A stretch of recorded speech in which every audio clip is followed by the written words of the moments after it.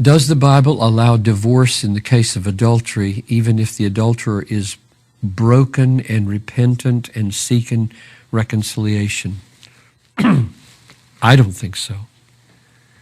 I don't think the Bible allows divorce and remarriage ever while the spouse is living. That's my radical, crazy, conservative, narrow, hard-nosed, very needed view in our divorce-happy culture. Does the Bible allow divorce in the case of adultery, even if the adulterer is broken? Now, I suppose behind this question is Matthew 5:32 and Matthew 19:9. Those are the two exception clauses in the New Testament. If a man divorces a woman except for, and the Greek word is porneia, if a man divorces a woman except for porneia and marries another, he makes her commit adultery. So the question, this person, I assume, is taking the except clause. It's sometimes translated except for unchastity, except for immorality. Porneia means most naturally fornication, which is why I have this bizarre interpretation that very few people follow, that it relates to fornication, that is, sex prior to marriage.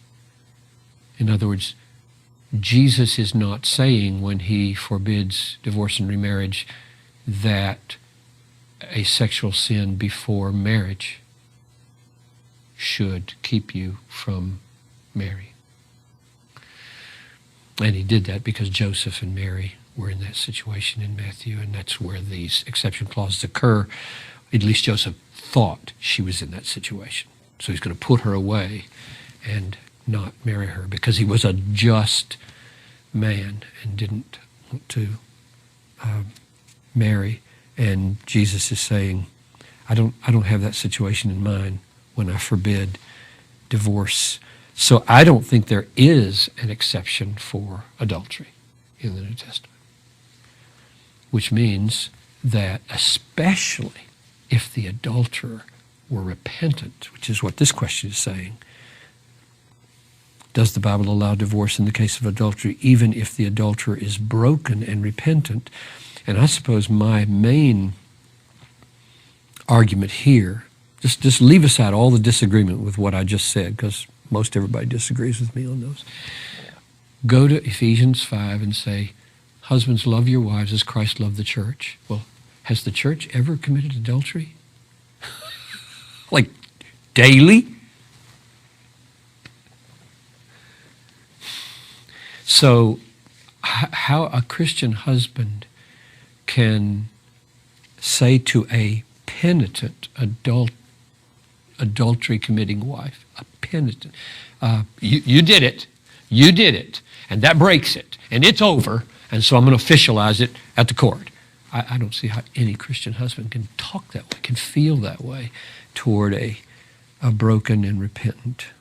And I think even if she isn't broken and repentant, he should wait and pray and pray. That is a hard teaching. And marriage, just throw out a little thing here. I read a book one time by Jeffrey Bromley called God and Marriage, about 120 pages, God and Marriage. And it's just God, the Trinitarian God in the Old Testament and marriage, the Trinitarian God in the New Testament and marriage. And he pointed out something. He said, in the Old Testament, every marriage is a rotten marriage. They're all painful. He just took every patriarch, just so horrible they were. You got polygamy involved. You got Hagar, concubines involved. You got, every marriage you look at in the Old Testament is horrible. Hosea. And there is no divorce anywhere in the Old Testament among patriarchs. They all endured. They all gutted it out. It was just a mess. It was just horrible. And God ultimately never divorces his people. There are separations. She goes into exile in Babylon. And you get divorce-type language. You got to be careful in Jeremiah when it says he gave her a bill of divorcement. Not really. He sent her away, and then he went and said, my heart grows warm for you. I'm taking you back. And then Hosea illustrates that by go marry a prostitute. It was really quite powerful for me at a certain stage in my marriage to hear Bromley point out with illustration after illustration how many bad marriages there were in the Old Testament and how none of them ended in divorce.